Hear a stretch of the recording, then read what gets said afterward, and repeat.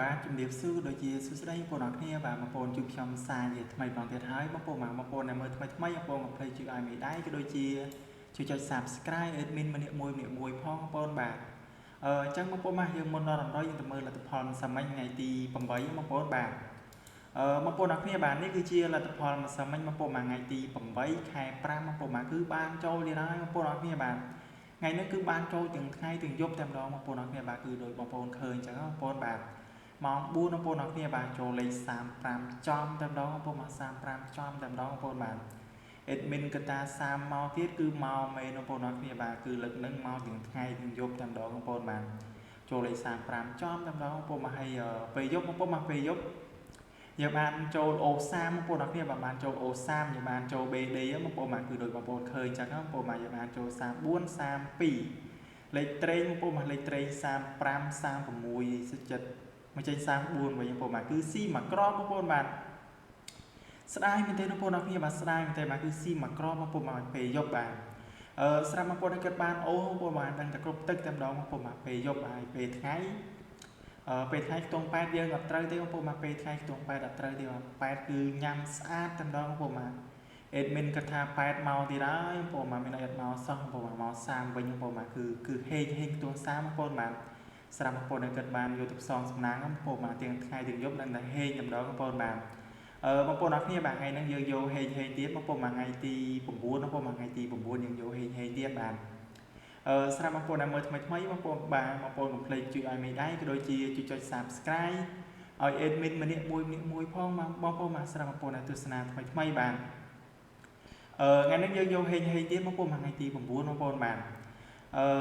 ថ្ងៃនេះគឺស្រាប់ admin គឺមានបញ្ជាក់លេខល្អទៀតណាបងប្អូនមកមានបញ្ជាក់លេខល្អស្រាប់បងប្អូនយកទៅផ្សងសំណាងទៀតបាទហើយបងប្អូនមើលវីដេអូ admin ពីដើមរហូតដល់ចប់ទៅបងប្អូននឹងទទួលបានតម្រុយល្អយកទៅផ្សងសំណាងលេងអញ្ចឹងបងប្អូនថ្ងៃនេះគឺបញ្ជាក់លេខល្អបងប្អូនលេងទៀតបាទថ្ងៃនេះយើងយកហេងទៀតបាទ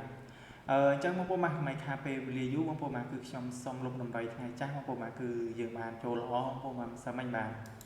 យើងដាក់តម្រុយថ្ងៃថ្មីយកហេងទៀតបងប្អូនយកហេងទៀតបាទ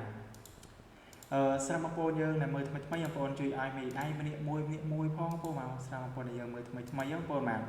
ហើយបងប្អូនយើងដែលគាត់អត់ទាន់ចុចជាវបងប្អូនជួយចុចសញ្ញាជាវ admin ម្នាក់មួយផងណាបងប្អូនបាទថ្ងៃនេះយើងយកលៀនទៀតបងប្អូនបាទ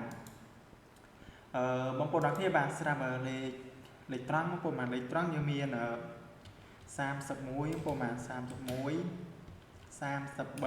33